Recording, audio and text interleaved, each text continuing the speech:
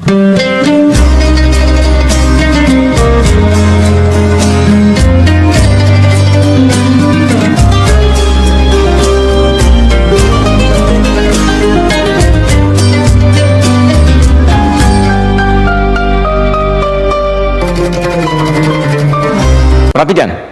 kembali ke Al-Baqarah 43.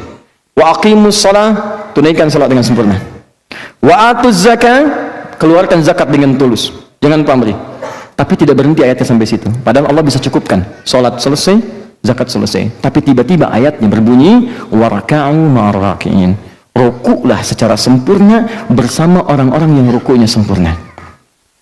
Dalam kaidah ilmu balaghah, ada yang disebut dengan am wal khas, khusus dan umum. Kalau ada sesuatu dari satu pekerjaan kemudian dikhususkan di pekerjaan itu dengan satu pekerjaan yang khusus sifatnya, maka ini menunjukkan ada keistimewaan di dalamnya. Saya tanya begini untuk paling mudah dipahami. Dalam salat ada ruku tidak? Ada. Ada berdiri tidak? Sebetulnya kan Allah cukup mengatakan wa aqimus shalah, tunaikan salat dengan sempurna. Bukankah itu mencakup ruku? Mencakup sujud? Ya kan? Semua kan? Tapi ketika Allah mengkhususkan ruku di akhirnya, waraka'u ma'arraki'in, dan rukuklah dengan sempurna seperti orang-orang yang ruku sebelummu, ini menunjukkan ada keistimewaan dalam ruku sehingga dia disendirikan dari gerakan-gerakan salat yang lainnya. Paham?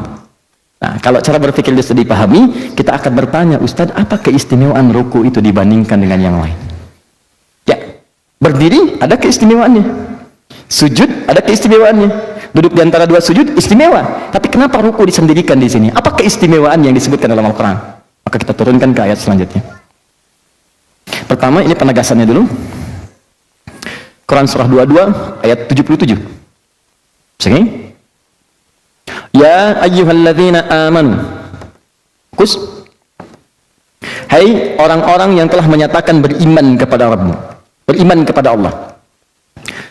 Perhatikan kalimatnya. Pertama diminta sujud, usjudu, sujud. Kemudian ruku, warka'u.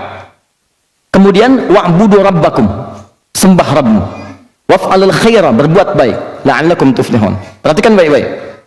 Di sini Allah menyebutkan keutamaan ruku. Di sini menyandingkan ruku dengan kalimat wa'budu rabbakum, wa'budu. Di sini ada ruku, kemudian ada sujud.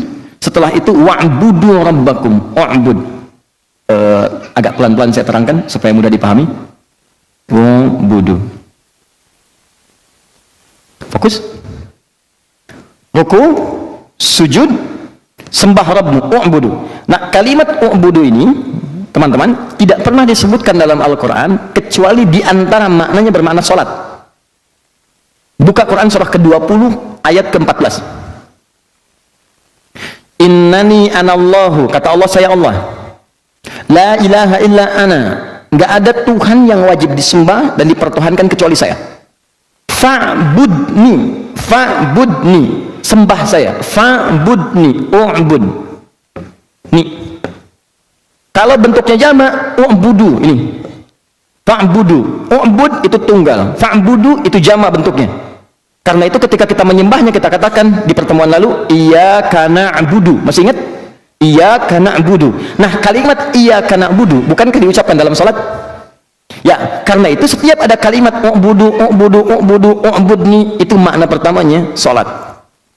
Lihat sini, apa korelasinya dengan ruku? Seakan-akan Allah ingin menegaskan di ayat yang ini. Lihat baik-baik, kalau yang ini rukuklah bersama orang-orang yang ruku, tunaikan ruku secara sempurna. Kalau yang ini, hei, ada yang penting dalam ruku ketika engkau tunaikan salat itu. Jelas?